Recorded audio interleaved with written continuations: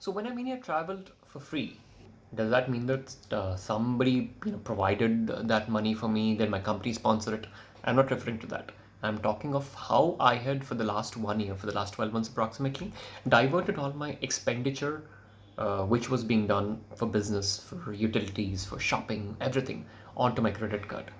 I came across this excellent website by the name cardexpert.in. It's an amazing website that you must follow, which will give you insight onto each and every card that is available in India and which one gives you the best returns, which card should be used for which purpose. So it's not really possible for me to go through all those details. I'll give you the link of that blog in this post. But what I would suggest is that you need to have a couple of good cards that can really transform the returns that you get on on your spend. Now, what is the percentage we're talking about? Sometimes you could probably get an average card could pay you maybe 0.5%, 1%, but the current card that I have pays me up to 33% in return as rewards. So, for example, for every Uber ride that I take, I get 33 rupees. For every 100 rupees that I spend on Uber, I get 33 rupees in return as rewards. Now, let's say I do 100 trips of Uber or per annum, that translates to maybe 10,000 rupees, which gives me back with maybe 3,300. Now, this is the kind of number I'm talking about. Sure, you would be arguing that sometimes if you're doing a transaction through Paytm or through Freecharge or a wallet, you might have some offers. Sometimes they give you debit card offers. Now, everybody is trying to get into that space, but nothing will beat the numbers that credit cards give you. That's a fact across the world. The kind of home air miles you can accumulate, hotel miles you can accumulate, or the rewards that you can make. You can buy products out of gift catalogs. Hell, even State Bank of India has a gift catalog which has Rado watches in it. So you don't want to fly, sure, buy a watch and keep it for yourself. You want to buy coupons of Tanishq and buy gold for yourself, great, use that. So it's not like the whole objective of this exercise is to uh, only fly, only travel. I know it's not for everyone. A lot of you don't enjoy traveling so much as I do. But that doesn't mean you would leave money on the table that you're anyway spending.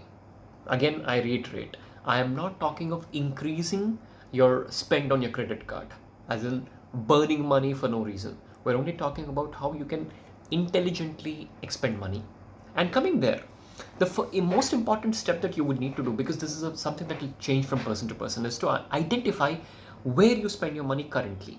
For example, say, take anyone. Where do you spend your money? First, you might travel every month. You might have flight tickets to take. You might have train tickets to take, bus tickets to take. You might have hotels to book. Some of this will be reimbursed again by your company. Some of it could be personal travel. So that's one category of expense. It takes up a chunk of your money. And then you have utilities to pay. When I look at the rent I pay, the electricity bills of my current home and my leased out property, and all the utility expense that I do in a month comes out to about 50,000-60,000 rupees per month. So that's like 6 to 7 lakh rupees per annum. Now, if I am spending that money out of uh, my debit card or my net banking, I get zero or next to zero. My credit card might give me 2 or 3% return, but that 2 or 3% over a period of an year is about 18,000 rupees. Now translate that into a spend. You doing the same spend for the next 5 years. That's like a lakh of rupees that you have saved, right? So that's another important category. Travel, utilities. Do you shop on any websites online? As in, do you do aren't you e-commerce? Do you buy products online? Do you go to retail stores and buy? Do you go to do you purchase online on foreign portals? Do you travel often on overseas? Do you spend money overseas? Do you load your wallets? I mean, Paytm, your Freecharge, your all sorts of wallets. Everyone has a wallet these days. So, do you load these wallets and spend from those wallets? Do you dine outside? Do you get food at home? Do you get groceries home? Hell, everyone is like using Swiggy, using Big Basket these days. Do you travel using Uber? Right? So when you ask yourself these questions and break up the cost that you spend every month on these categories, then suddenly you will realize that there is a large chunk of money that is being wasted on one category. Now, you might not be able to reduce that category, but what you could probably do is transferring that expenditure from your regular credit card, which is, all these banks have this fancy thing there where they offer lifetime free credit card, lifetime free. And it's actually the worst credit card you can ever get. Every good card in the world, not just in India, in the world, is paid. The higher the pay, the benefits are more. And of course, these aren't made for everyone. I'm not talking about super premium cards that everyone should take. I'm only trying to talk about how you can spend your money wisely, right? So once you have this breakup, let's say, as I was just saying, utilities, my spend is a lot. I spend about 50,000 rupees every month on utilities. And what do I mean by utilities? Telephone, electricity, rent, insurance. Hey, by the way, your insurance payment, most cards don't give you returns on insurance payments. But what if you were loading money onto an insurance payment and getting returns for that? You see, you're doing some saving and getting paid for that, right? You're loading a wallet, say Paytm, and getting money for that, right? DTH. So keeping all, let's say my utility spend is high. Now, how do I maximize this? There is one card, just one card, that gives you maximum returns on utility spends. I'll tell you this in a later video. And then if, let's say, your maximum spend is on hotels and you spend a lot of time in all the star hotels, you've been with Marriott, you've been with Novotel, you've been to Ritz-Carlton, the high flying guy, great. What if you could earn some of those flight tickets, these hotel bookings for free? That sounds amazing. There's some cards which are dedicated where you can transfer just like you can make air miles, you can make hotel miles also. And every rupee, every single point that you have might translate into one Marriott point. Sounds interesting? Now there's one company in India which offers you that. Which is that company? I'm going to come to it soon. So once you break this up, this is an exercise that you will need to do personally. Take down the last 6 month statements. Where have you spent money?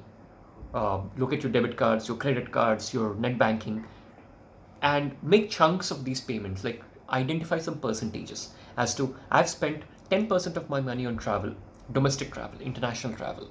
Try breaking it up as much as possible, and then you will identify that these are the large chunks. Once you know once you're able to identify those chunks, then it becomes very easy for you to apply for these cards. What you gotta do now. In the beginning, I would say it would be impossible for everyone to have a flashy 6 or 7 cards that serves for all the purposes, but it's good to have like at least 2 or 3 excellent cards. And I'm going to talk about those 2-3 cards in the beginning, and probably as we progress, if I have more responses, I hear from people, I will add more cards, review more cards, and see what can be best for you. But I would be looking to add 3 cards in the next video, which will be, I'll name the cards right now. HDFC Diners Black. It is undoubtedly the best card in India in terms of the returns that you get for money. It's bang for the buck. American Express recently is getting aggressive in India. I would suggest the Platinum Travel Credit Card of American Express. And then State Bank of India. I'm never actually a proponent of State Bank or any government bank for that matter, but they have an excellent card by the name SBI Prime. It's not the top tier card.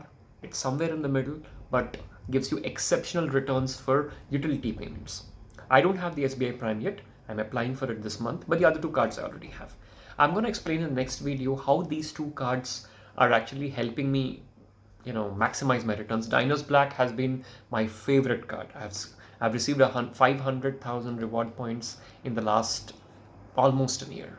And how did I do that? That's what I'm going to explain in the next video.